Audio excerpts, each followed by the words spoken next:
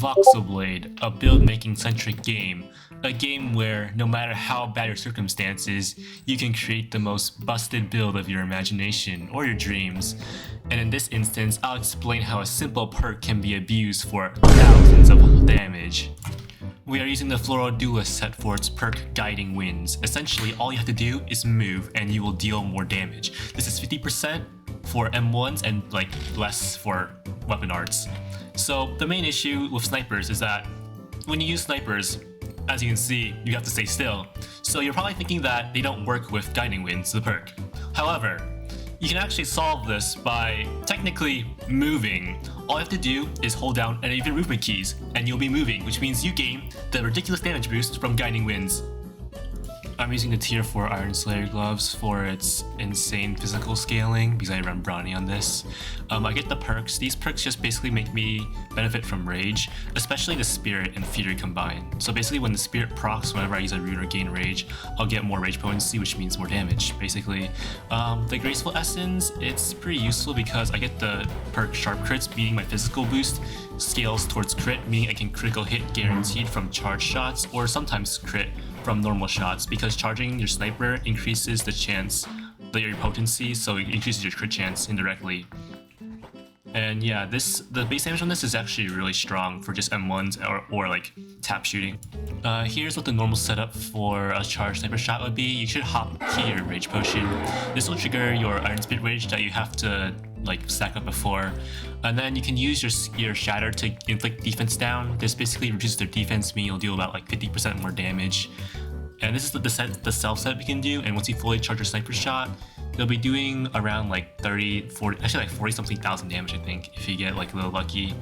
And I'm just testing out the normal M1s and such with the Rage buff on, because with my current Rage buff, I'll do 60% more Fizz damage, which is really strong. For enchants, if you're just running single enchant, just use 5 Brawny. The main reason for this is that 5 Brawny will convert all your stats into physical, and Floral Spirit has effectively 36% boosts at base, which is really strong. Converting that all into physical is really strong, and it'll contribute to sharp crits because you'll be able to gain crit chance off your physical boost, and it'll also contribute to your the scaling on Iron Slayer gloves, which means you'll do a lot of damage.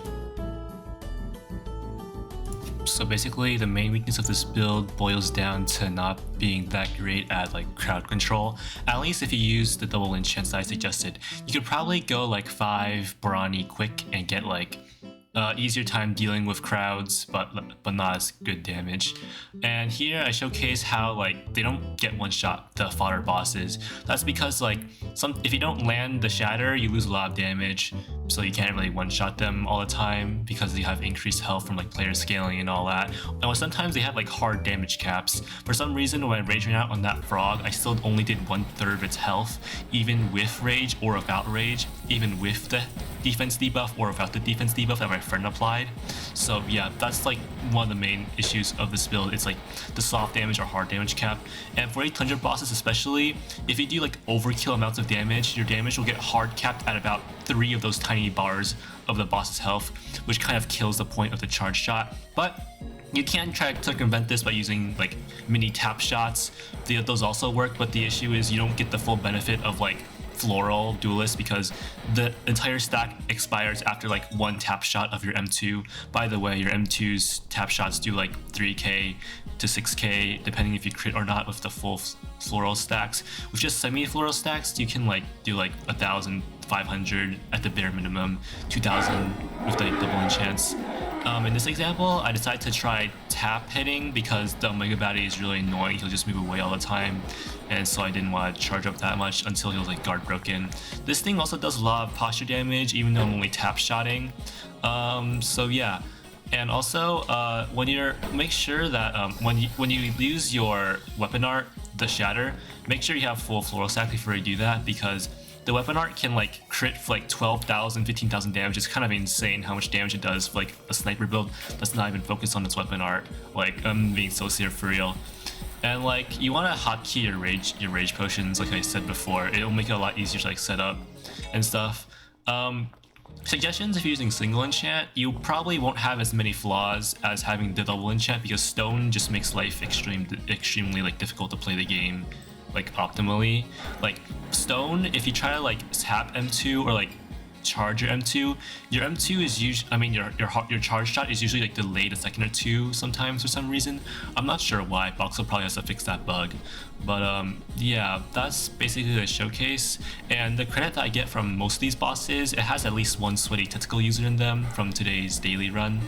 So it just shows that the strength of this build, because the tentacle user in that run, he was complaining that he was only getting like a third of the credit. I was getting like around a third of the credit for all the bosses, so I was basically doing about the same damage as tentacle user. Also, if you mathematically math out my damage out, it's like a 7-second charge and you do like 40 something thousand damage for full setup, which means you just divide 40 something thousand by 7. That's about like 3,000 or something, a DPS effectively average.